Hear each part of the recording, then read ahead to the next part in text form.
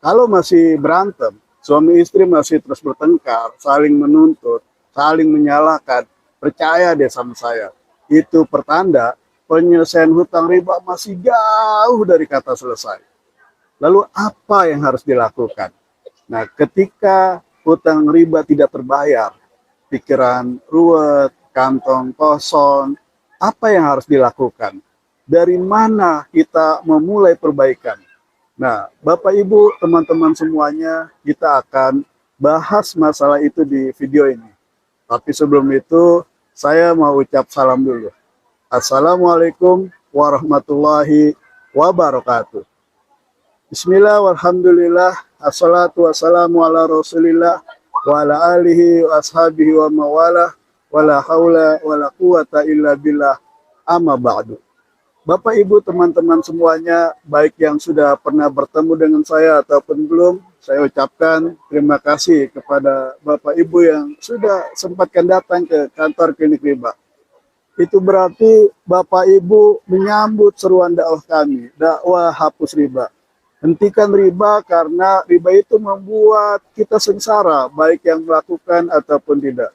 Yang tidak melakukan riba pasti terkena imbasnya, terkena debu-debu riba. Maka dakwah perang melawan riba ini adalah panggilan untuk kita semua. Tidak lupa saya selalu berdoa untuk Bapak Ibu. Saya tidak sebutkan satu persatu namanya, Allah Maha tahu apa yang kita niatkan. Semoga Bapak Ibu yang menonton video ini, baik yang komentar ataupun tidak, Allah mudahkan perjuangan Bapak Ibu. Perjuangan menyelesaikan hutang riba. Mudahkanlah urusan mereka ya Allah. Cukupkanlah untuk mereka rezeki yang halal darimu. Berikan kekayaan kepada mereka ya Allah. Ala hadhihi niyah wa ala kulli niyatin sholihah. Al-Fatihah.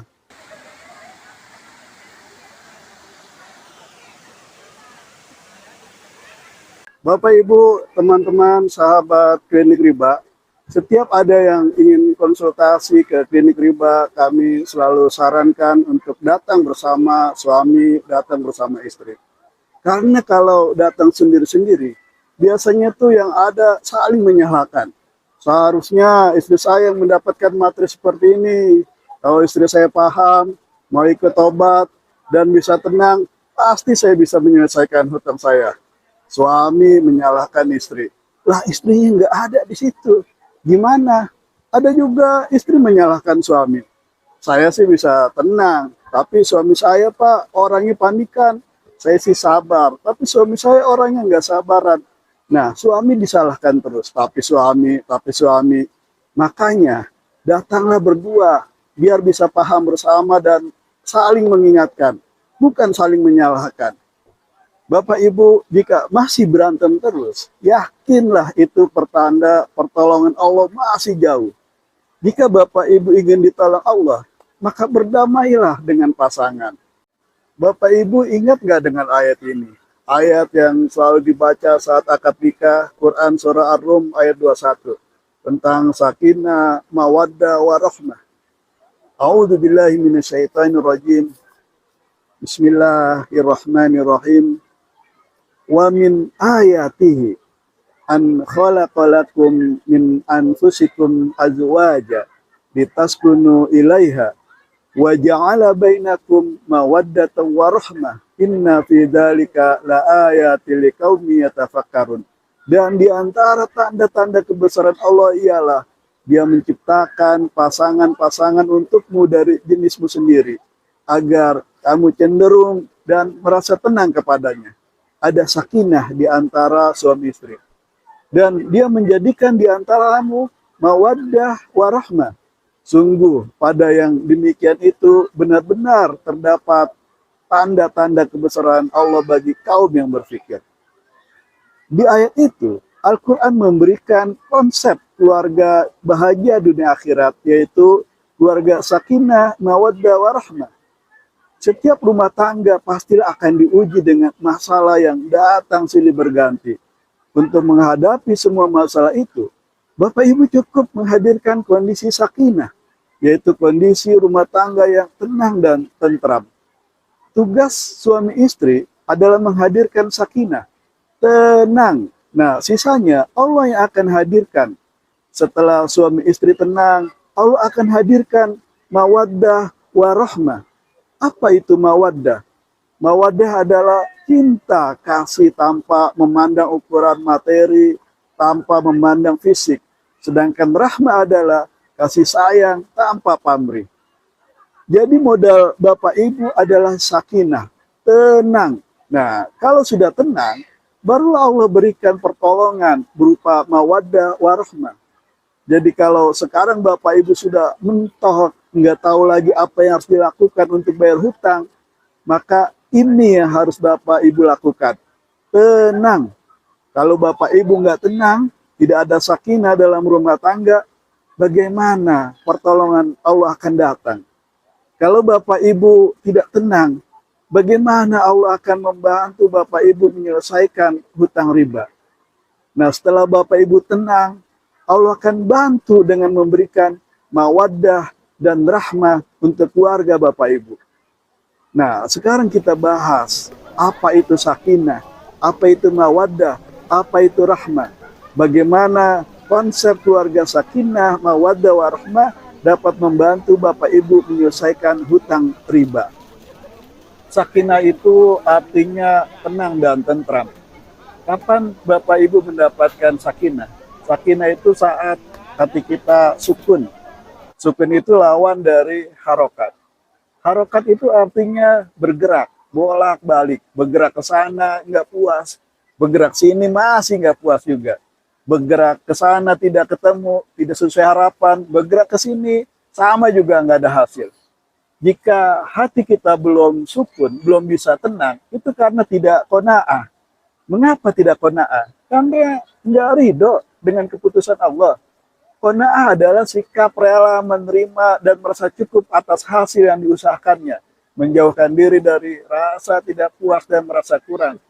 Orang yang memiliki sifat qanaah, dia mempunyai pendirian bahwa apa yang diperolehnya itu, atau ada yang pada dirinya, itu adalah kehendak Allah.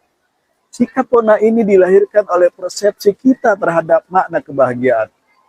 Ketika orang tidak tahu makna bahagia, maka dia tidak pernah merasa bahagia dalam hidupnya. Karena bahagia itu sangat ditentukan oleh persepsi kita sendiri. Maka ubahlah persepsi Bapak Ibu tentang kebahagiaan. Maka Bapak Ibu pasti akan bahagia. Jadi sebenarnya semudah itu Bapak Ibu menemukan kebahagiaan. Jika kita mempersepsikan kebahagiaan itu adalah terpenuhinya materi, punya uang, rumah, mobil, istri dan anak, maka kita akan terpukul dan sirna kebahagiaan kita saat semuanya hilang. Beda jika kita mempersepsikan kebahagiaan itu dengan apa saja yang dicintai dan diridai Allah. Maka selama cinta dan ridhonya itu kita dapatkan, kondisi fisik dan materi kita bagaimanapun, kita tetap bahagia. Kita bahagia meski nggak punya uang, asal Allah ridho. Kita bahagia ketika belum punya pasangan hidup atau diberi pasangan yang tidak sempurna. Kita bahagia asal Allah ridho. Bahkan saat apapun yang kita cintai dia ambil, kita tetap bahagia asal Allah ridho. Maka siapapun bisa meneguh kebahagiaan dalam situasi dan kondisi apapun ketika mempunyai kelebihan atau kekurangan. Karena kelebihan tidak dinilai secara fisik dan materi. Jika persepsi kita tentang bahagia begitu sederhana, hidup yang sebentar ini akan begitu indah, luas, dan tidak sempit. Semua terasa bermakna. Jika persepsi kita tentang bahagia itu bersandar kepadanya, kepada Allah, maka inilah yang membuat hati kita lebih tenang kepada istri, istri lebih tenang kepada suami. Dari persepsi ini lahir sikap qanaah, menerima apapun kelebihan dan kekurangan yang ada. Tidak pernah mengeluh, apalagi minta-minta dan menuntut. Bapak Ibu, demikian ikhtiar kita menghadirkan ketenangan. Tanda adanya ketenangan dalam hidup, kita bersikap qanaah, menerima bahwa semua yang terjadi adalah kehendak Allah.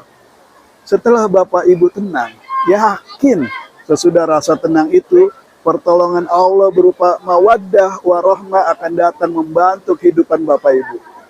Allah menolong Bapak Ibu dengan menghadirkan mawaddah, yaitu cinta kasih tanpa memandang fisik dan ukuran materi. Allah menolong Bapak Ibu dengan menghadirkan rahmah, yaitu cinta kasih tanpa pamrih. Tentang konsep rahmah, kita bisa gunakan analog seperti ini Bapak Ibu. Seperti hubungan ibu dan anak. Anak ibu nakal misalnya, nakal luar biasa. Tapi ibu tetap sayang kan? Tetap aja tuh anak dikasih makan. Mengapa? Karena ibu memandang anak dengan pandangan rahmah, dengan cinta kasih tanpa pamrih. Ibu memperlakukan anak seperti ibu memperlakukan diri ibu sendiri. Begitu juga dengan hubungan suami istri. Adanya sifat rahmat dari Allah, cinta kasih yang terjadi antara suami istri adalah cinta kasih tanpa pamrih. Bukan karena suami kaya lalu istri menjadi sayang, bukan. Bukan karena istri cantik lalu suami menjadi sayang, bukan. Cinta kasih itu terjadi bukan karena apa-apa, bukan karena mengharap apa-apa. Terjadi karena Allah yang menghendaki demikian. Jadi tidak peduli hutang belum lunas. Tidak peduli debt collector datang terus menagih. Bapak Ibu tetap hidup dengan damai, dengan tenang. Nah itu terjadi karena adanya anugerah mawaddah warahmah dari Allah. Mengapa Bapak Ibu mendapatkan mawaddah warahmah? Karena Bapak Ibu telah berhasil menghadirkan sakinah. Sudah bisa tenang. Kalau sudah tenang, sudah sakinah, sudah mawaddah, sudah saling merahmati, barulah itu menjadi pertanda Allah akan menyelesaikan masalah Bapak Ibu, melunasi hutang Bapak Ibu. Banyak kejadian seperti itu. Saya sendiri juga mengalami hal seperti itu. Nah, pada acara ngopi solusi hutang riba, pengalaman seperti itu juga pernah diceritakan. Nah, silakan Bapak Ibu nonton video ini ya.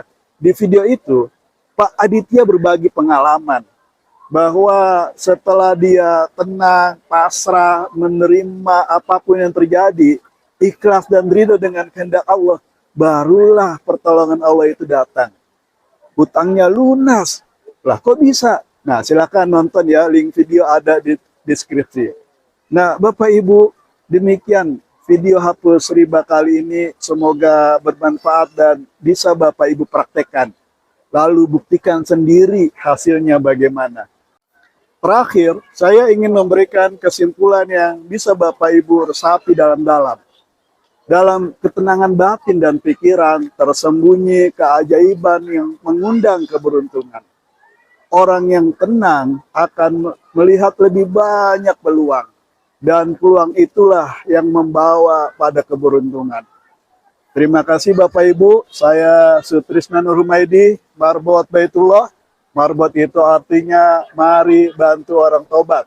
Saya akan bantu Bapak Ibu menuju Baitullah dan terlepas dari riba. Wassalamualaikum warahmatullahi wabarakatuh.